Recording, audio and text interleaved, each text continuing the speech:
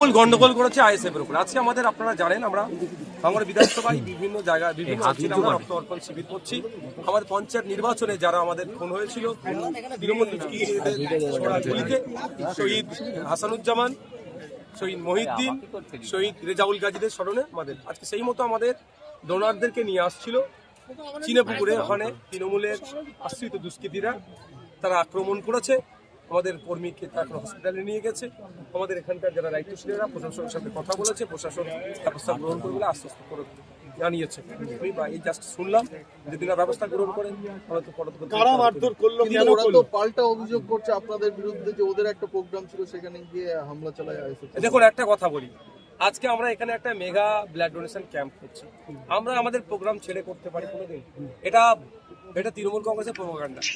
আমরা এখানে প্রোগ্রাম করছি, এটাকে বুলন্দিত করার জন্য অনেক চেষ্টা করেছে পারানি। পরবর্তীতে তারা ওখানে প্রোগ্রাম করে ওখান থেকে আমাদের ডোনারদের নিয়ে আসছিল। ইভেন একটা 14 বছরের ছেলে, তাকেও আমার উপরে মারধর হয়েছে, সে ওর পরিবারের লোকের সাথে আসছিল। এটা সম্পূর্ণভাবে আমাদের নামে অভিযোগ দিচ্ছে। তো বাংলার মানুষ বুঝতে পারছে তৃণমূল কংগ্রেসের কালচারটা যে কোথায় গেছে। এক ইউনিট ব্লাড দিলে 4টে মানুষ উপকৃত হতে পারে। আজকে রক্তের অভাব পার ডে পশ্চিমবাংলায় 1800 থেকে 2000 ইউনিট রক্তের প্রয়োজন হয়, সরকার সেখানে ব্যবস্থা করতে পারে না।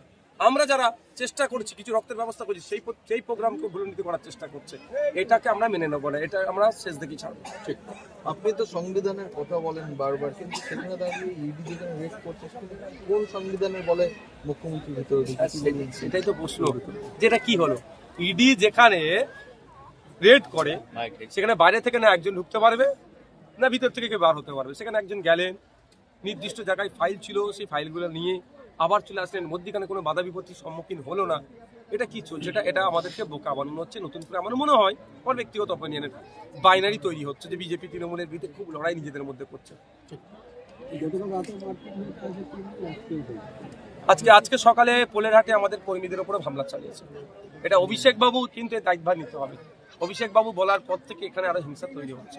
আর দায়িত্ব কাকে দিয়েছে? একজন নটোরিয়াস ক্রিমিনাল মমতা ব্যানার্জি, যাকে বলছে তুই বোমবাদী। তো অভিষেক বাবু আশা করছি নির্দেশে এটা এই ধরনের হিংসা হবে না। তো অভিষেক বাবু যদি নির্দেশ না দেয়, তার দলের কর্মীদেরকেও সংযুক্ত থাকার কথা অভিষেক বাবুর কাছে আমি বলবো।